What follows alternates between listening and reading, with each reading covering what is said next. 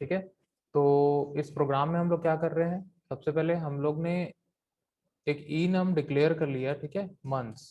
ठीक है, तो यहाँ पे जनवरी के लिए हम लोग ने 1 को नंबर यहाँ पे असाइन कर दिया। ठीक है, तो फेब के लिए क्या होगा, 2 होगा, मार्च के लिए क्या होगा, 3 होगा, अप्रैल के लिए 4, मई के लिए 5, जून के लिए 6, जुलाई के लिए 7, अगस्त के लिए 8, सितंबर के लिए 9, अक्टूबर के लिए 10, नवंबर के लिए 11, दिसंबर के लिए 12।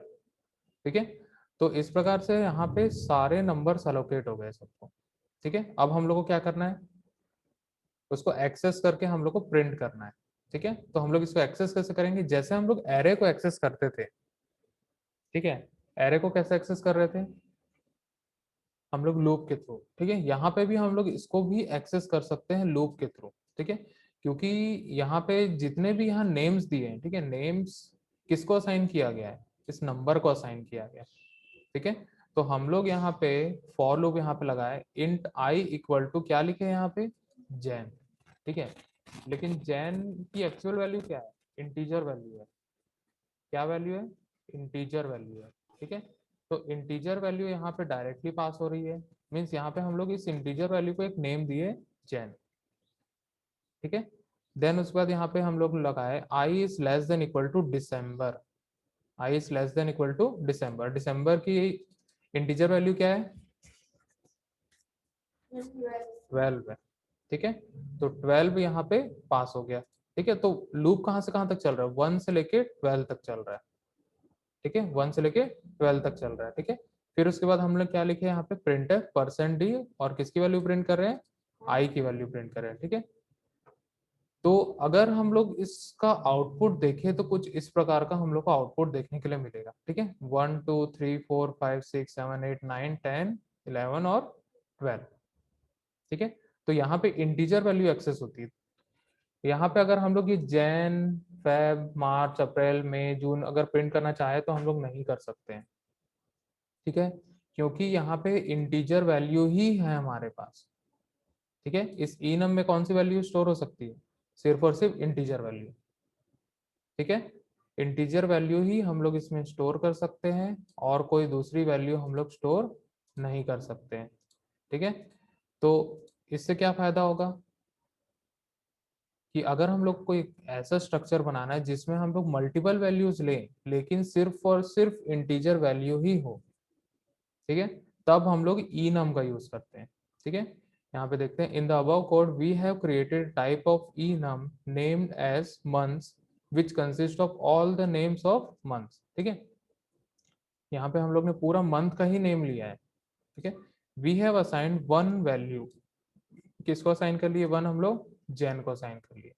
ठीक है, and all the other months will be given a value as the previous +1। ठीक है, प्रीवियस +1 मतलब फेब की वैल्यू क्या होगी, प्रीवियस वैल्यू से +1 कर देगा वो। ठीक है, मतलब 1 + 1। ठीक है, मार्च के लिए क्या होगा, 2 + 1, अप्रैल के लिए क्या होगा, 3 + 1। ठीक है, मई के लिए क्या होगा, 4 + 1, जून के लिए 5 + 1। ठीक है, तो ऐसी वैल्यू वो असाइन करते जाते हैं। ठीक है, अब जनरली यहाँ पे जब भी हम लोग इस लूप से इसको एक्सेस करेंगे, ठीक है, अब लूप जो है वो नंबर से ही चलता है। ठीक है, लूप हमेशा नंबर से ही चलेगा, उसको कोई ना कोई स्टार्टिंग पोजीशन देनी पड़ेगी और एंडिंग पोजीशन उसको देनी होती है। ठीक है, अब यहाँ पे तो हमारे पास इंटीजर वैल्यू अवेलेबल है ही, इसी इंटीजर वैल्यू को हम लोग ने नेम दे दिया है, तो हम लोग डायरेक्ट इस नेम से भी इस इंटीजर वैल्यू को एक्सेस कर सकते हैं। तो हमने क्या किया, कर लिया यहाँ पे जैन दे दिया, और यहाँ कंडीशन में हम लोग डाल दिए दिसंबर। ठीक है, तो इनडायरेक्टली यहाँ पे 1 पास हो रहा है, और यहाँ पे क्या पास हो रहा है, 12 पास हो रहा है। ठीक है, तो यहाँ पे जब हम लोग प्रिंट करेंगे तो हम लोग को कुछ इस प्रकार का आउटपुट यहाँ पे देखने मिलेगा। ठीक है, ठीक है, the enum is used when we want our variable to have only set of values। ठीक है, enum हम लोग कब यूज करेंगे, जब हमारे पास कुछ ऐसी रिक्वायरमेंट होती है जहाँ पे हम लोग सिर्फ और सिर्फ सेट ऑफ वैल्यूज ले सकते हैं, मीन्स इंटीजर वैल्यूज ही हम लोग ले सकते हैं। ठीक है, जैसे कि मंथ्स हो गए। ठीक है, या फिर हम लोग कुछ डायरेक्शंस लेते हैं, नॉर्थ साउथ ईस्ट वेस्ट।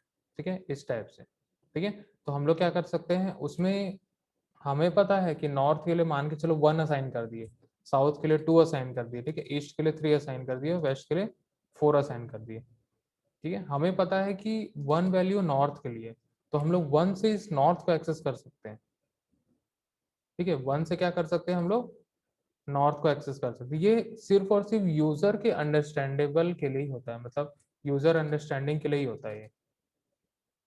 ठीक है, यहाँ पे देखो, so this direction variable will have 4 possible values but the variable can hold only 1 value at a time.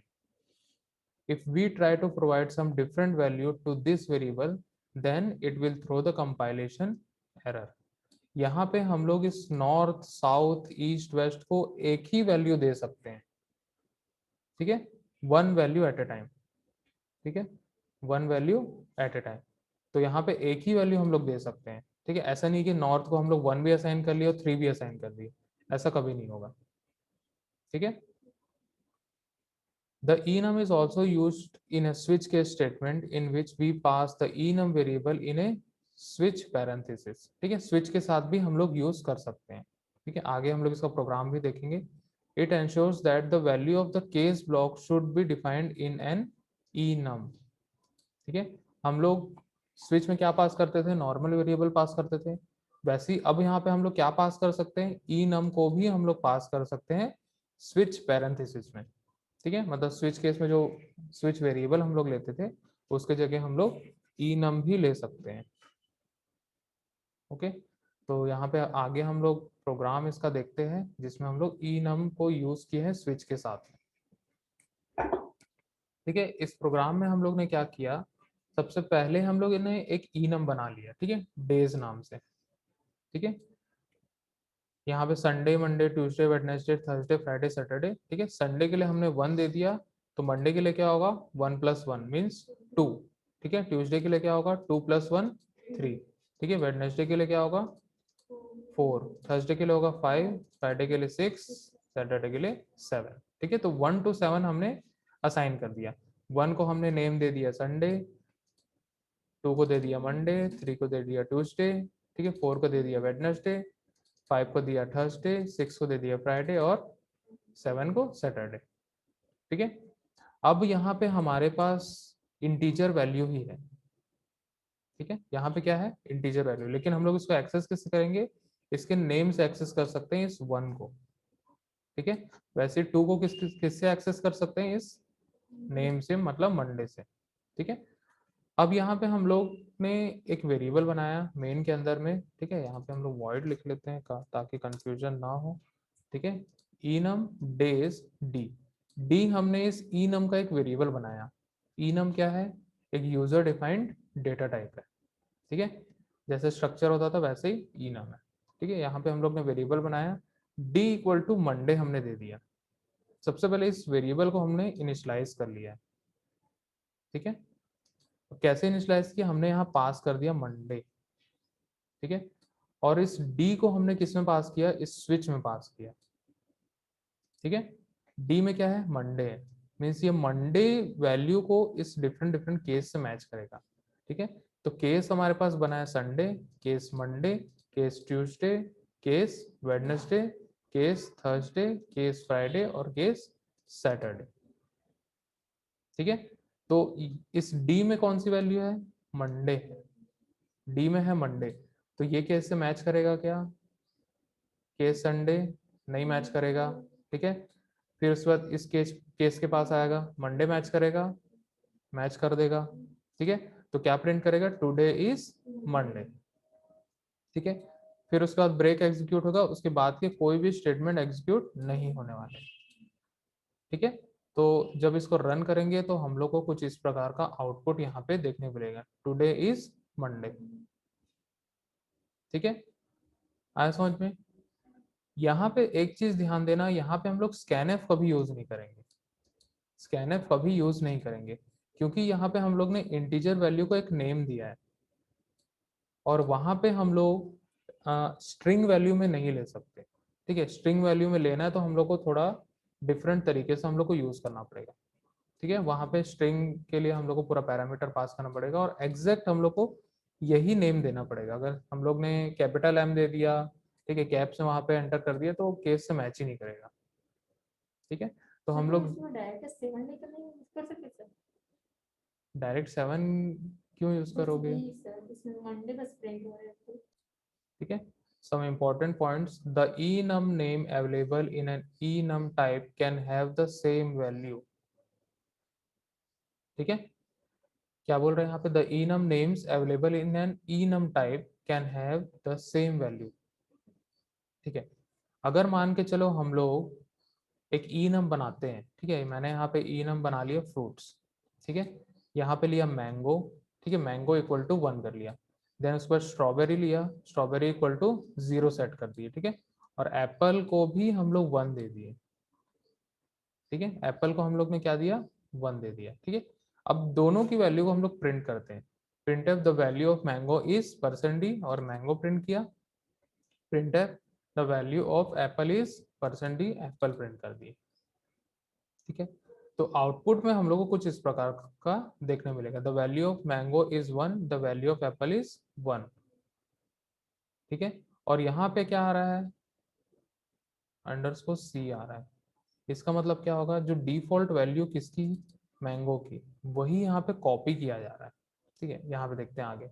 If we do not provide any value to enum names, then the compiler will automatically assign the default value to the enum name starting from 0। ठीक है, यहाँ पे हमने क्या किया है? Same name दिया तो वो क्या किया? 1 1 प्रिंट कर दिया। ठीक है, हम लोग यहाँ पे दे सकते हैं, हम लोग यहाँ पे दे सकते हैं, लेकिन जब हम लोग दोनों को एक्सेस करते हैं तो हम लोग को यहाँ पे अंडर पावर वाला सिंबल और सी यहाँ पे देखने मिलता है।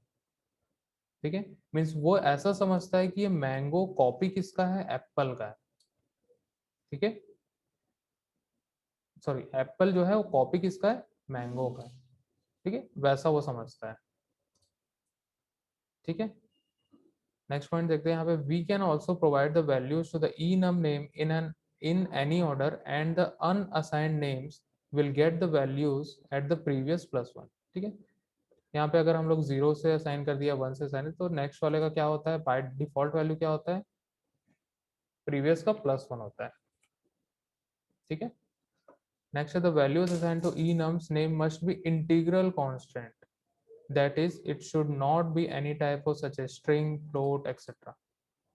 ठीक है, कोई दूसरी वैल्यूज हम लोग नहीं ले सकते, सिर्फ और सिर्फ इंटीग्रल कांस्टेंट ही होना चाहिए, मतलब इंटीजर वैल्यूज ही होना चाहिए। ठीक है, आया समझ में? All the enum names must be unique in their scope, that is if we define two enum having same scope, then these two enum should have different enum names, otherwise compiler will throw an error। ठीक है, अब देखो इस programme में हम लोग ने क्या किया? दोनों को क्या किए? 1 को भी हम लोग 1 को मैंगो दे दिया और 1 को एप्पल दे दिए। ठीक है, वो प्रिंट तो करेगा, ठीक है, लेकिन बाद में अगर हम लोग इसको एक्सेस करने की कोशिश करेंगे तो उस समय नहीं होगा। ठीक है, मतलब ये वैल्यू जो है वो इसकी कॉपी है। ठीक है, कंपाइलर एरर थ्रो कर भी सकता है और नहीं भी कर सकता है, वो डिपेंड्स ऑन कंपाइलर। ठीक है, अगर हम लोग टर्बो C++ यूज कर रहे हैं तो हो सकता है कि उसमें एरर थ्रो करें। अगर हम लोग कोई दूसरा कंपाइलर यूज कर रहे हैं तो हो सकता है उसमें ना करें।